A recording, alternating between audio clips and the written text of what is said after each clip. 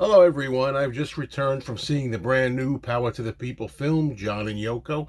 Saw it at one of my theaters, and it was quite entertaining, and I'm here to tell you about it. I'm going to be seeing it again on Sunday, and I'm at a different theater because I have tickets in advance, and I'm glad that I am going to see it again because one thing I must say, this experience wasn't optimum only because the theater that I went to see it in the first time, the sound wasn't as loud as I would have liked.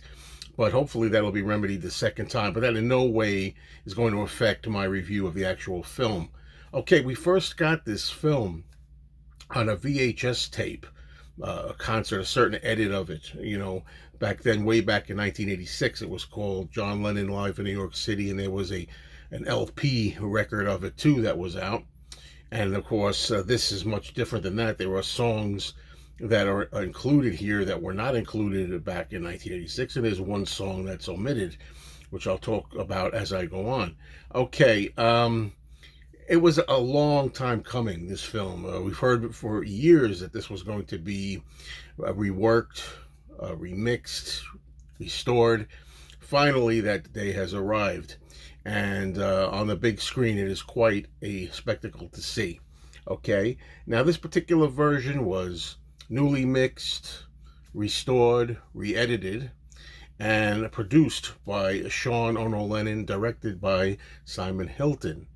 What can I say? It's presented on the big screen in a split screen format. You ever see that when they do that? They have multiple images, sometimes one image, sometimes two or three images, different things to look at, which I've never personally liked very much. I kind of prefer just one screen. But for this particular concert, it actually enhanced it somewhat because this is kind of I don't know, a more, I don't know what to call it. I've always thought laid back type of show. I always thought it needed a little more oomph, a little more presentation to make it a little bit more alive. And that certainly has happened with the new mix that's been done to this, and the editing technique, and this larger than life split screen approach. Okay, John and Yoko did two concerts on the 30th of August of 1972. This was for the disabled children of Willowbrook. They raised over $1 million, which was quite a good amount back then in 1972. Now, of the two concerts that they did, the film is a hybrid. They already presented, the Lennon Estate did, presented last year a hybrid concert on audio.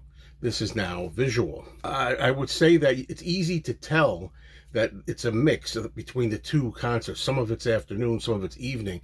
If you look at the microphone, there are times when you can see a covering over it.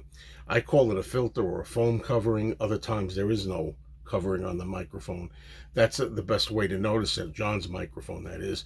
The film itself starts out with a little bit of the kind of commercials that John's doing, kind of advertising the show.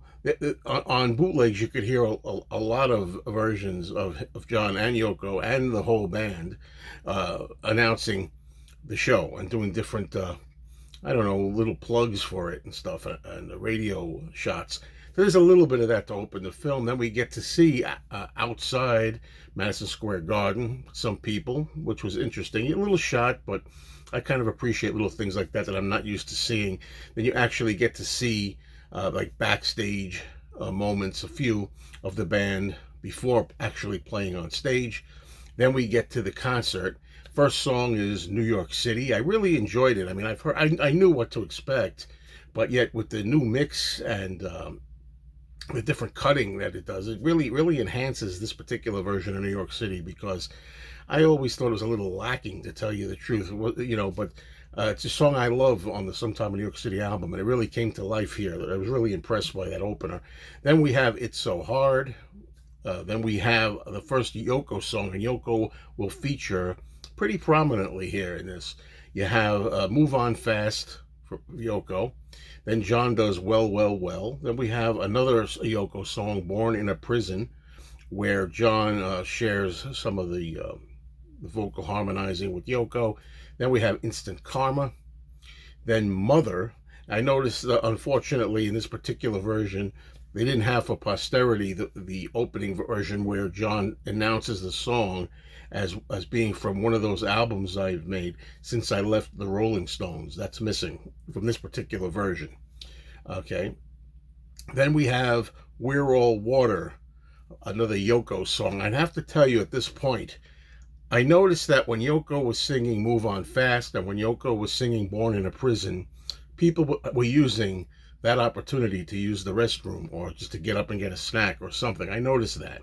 But when Yoko was doing We're All Water, and she was going into her wild act at the end of the song, there was a group of older women, I'm going to say like 5 or 6 women, that just got up and left the theater. And the only reason I'm saying that is for a little comic relief here, or humor, because, Yoko has that reputation. I mean, I'm into it, and I was into this kind of thing with Yoko before I ever did a channel here, before I ever started talking about reviews and things and joining YouTube. So for me, I was okay with it, but, a lot of people are put off, and I thought that was kind of humorous. So then we have John doing Come Together, the Beatles classic, which is the highlight for me of the concert. Now, that's odd for me to say that because I'm always saying, look, as a diehard fan, I want to hear the Beatles doing their solo stuff. You hear the Beatles so many times, which is so often the case these days with Paul McCartney and his tours, Beatles, Beatles, Beatles. But back then, for John to do Come Together, and we hadn't really yet seen a lot of that with the Beatles doing their Beatles songs when they were solo. It's definitely the highlight of the show to me. It's a great moment, crowd pleaser. Then we have John doing Imagine. Then we have Yoko doing a song called Open Your Box.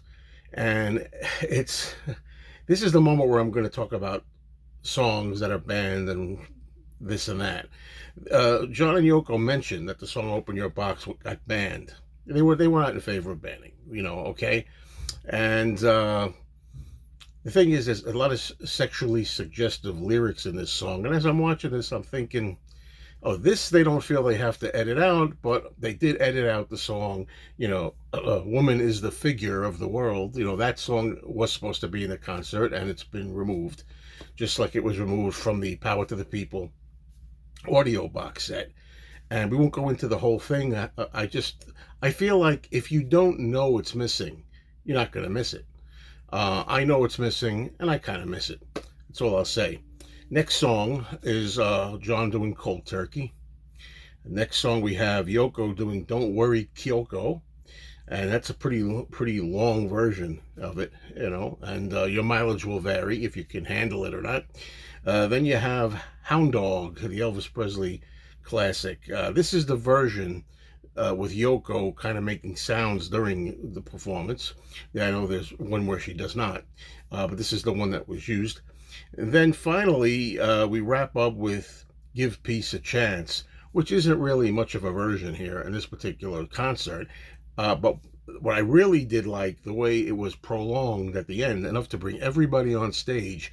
And we got to see people like Stevie Wonder, Phil Spector, Melanie, Sha-Na-Na, Geraldo Rivera, and others, if I could try to make out there, joining in with all we are saying is Give Peace a Chance. That goes on for quite a length, but the thing is, it's a perfect ending to the concert.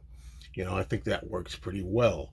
I want to say something else about the concert. Some people were wondering, what about saxophones in the concert? Because I love sax, and I was wondering, are they going to cut all the sax out of it? Well, happily, it seems to me to my ears, to be a happy medium, because the saxophones are in there pretty strongly at the start, and where they really need to be. When the saxophones need to be there, they are there. They are present. The sax player's blowing away. And there are other times when, noticeably from what I'm used to hearing, the saxophones have been really muted or maybe really kind of silenced. So you have the saxophones there. In some other places, they're a little bit oh, quieted down. Okay, at the very end of the show, with the end credits, we have a live version of Imagine that's played. It's footage of the children, I guess, of Willowbrook, needy children and disabled children playing and having a good time in Central Park, and that's a nice touching end to this. So this was quite an enjoyable experience on the big screen, and it's well worth seeing. I'm going to be looking forward to seeing it again. I'm hoping the theater that I go to the second time has a better sound system, but I was able to really appreciate this, and it's a good job. It's certainly, in a way, the definitive way. If you want to see the concert, this is where you're going to get the most bang for your buck, although one song is missing. But you can choose to see it if you watch the old version and you can get a hold of it. Thanks everybody for watching.